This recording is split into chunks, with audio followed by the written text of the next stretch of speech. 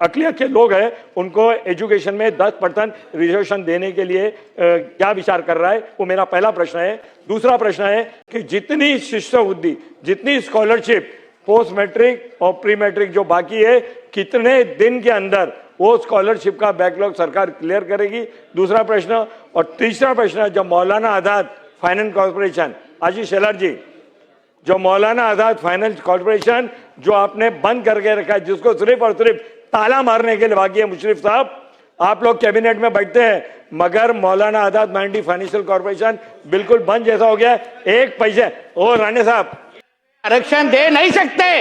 अरे बाबा दिया था मगर खारिज किया ना, काय को गलत बोल रहे हैं उनके मुंह से, उनके मुंह से धर्म के आधार, जात के आधार। आप मुस्लिम समाज के अंतर्गत जात पे मांगिए ना, मुस्लिम समाज के अंतर्गत अध्यक्ष साहेब कास्टच्या अगोदर मागू शकतात, धर्माच्या आधारे नाही देऊ शकत अध्यक्ष महोदय, म्हणून तर नाही दिलेलं ना।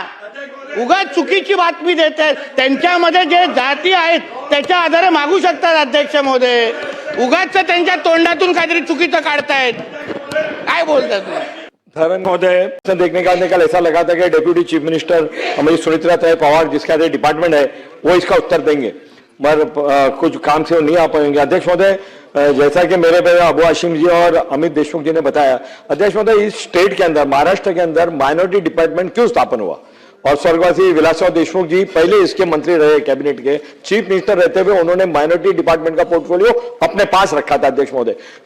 Sachar committee report, Mahmood Rahman committee report और सब बनने के बाद में यह तय हुआ था कि स्टेट के अंदर माइनॉरिटी बहुत ही पिछड़ी है, उनको मेन स्ट्रीम में लाने के लिए ये डिपार्टमेंट बना था अध्यक्ष महोदय। अध्यक्ष महोदय, आज वो डिपार्टमेंट बहुत अफसोस के साथ कहना पड़ता है कि डिपार्टमेंट डिफंग हो गया। डिफंग हो गया मतलब कि वहां पे कुछ काम नहीं हो रहा है।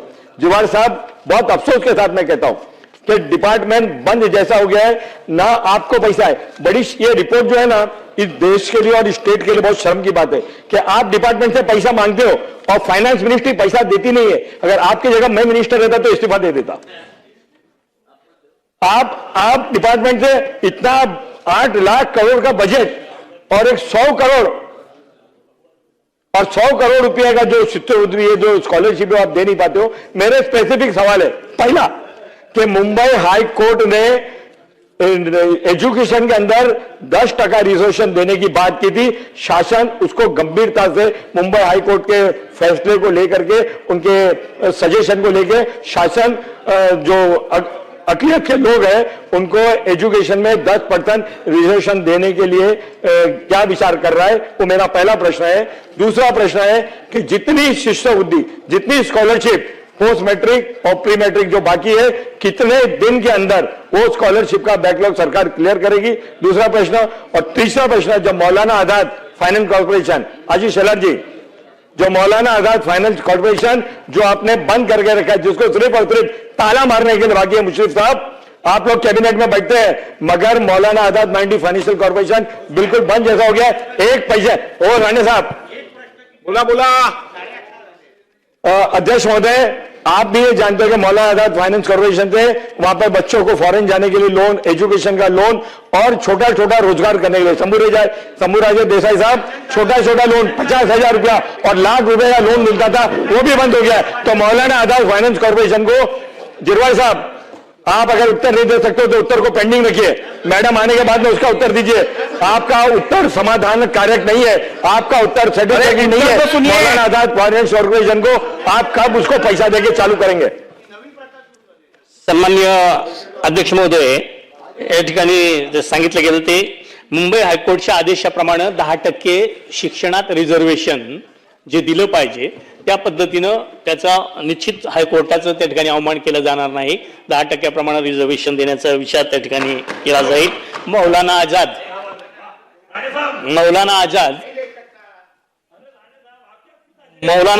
महामंडळाचा जे काही या ठिकाणी चर्चा झाली त्याही संदर्भात त्या ठिकाणी निर्णय घेण्यात येईल। आरक्षण दे नहीं सकते।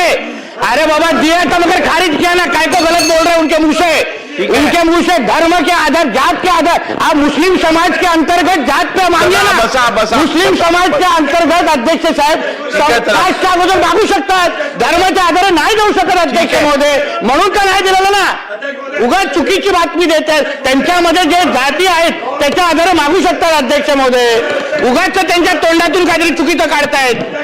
काय बोलतात देखिए अध्यक्ष महोदय, एक मिनट बसून घ्या एक मिनट ठीक है देता हूं बैठिए क्या भुजबल साहब को सुनिए अध्यक्ष महोदय, अच्छा सुनिए तो सही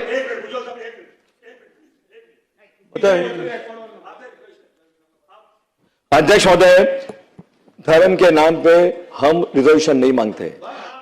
जो रिजर्वेशन नारायण राणे कमेटी ने दिया था, SBCA, सोशली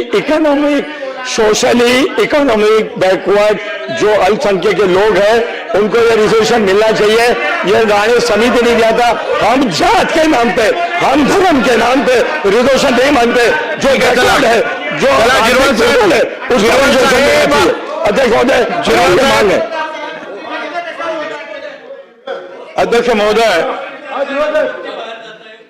अध्यक्ष महोदय, हा प्रश्न जो आहे हा हायकोर्टात सुद्धा गेला होता आणि हायकोर्टाने सांगितलं की शिक्षणामध्ये जे आहे ह्या अल्पसंख्याक विभागांना जे लोक जे आहेत त्यांना 5% आरक्षण हायकोर्टाने मंजूर केलेलं आहे.